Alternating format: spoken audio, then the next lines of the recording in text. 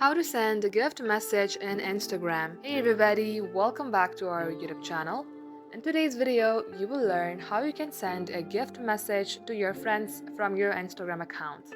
So without any further delay, let us jump right into the process. Start by opening up your Instagram application from your device and get logged into your Instagram account. Tap onto the messenger icon on your top right. It will display all of the people that are your friends. Head over to any chats that you would like to send the gift messages to, then type in something.